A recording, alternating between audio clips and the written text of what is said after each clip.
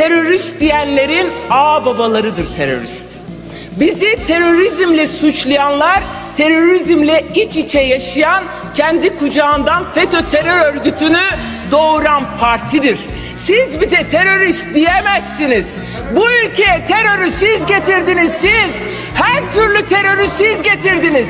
Şu anda birlikte iktidarda yıllarca halkı sömürdüklerinize fotoğraflarınız çarşaf çarşaf çıkıyor.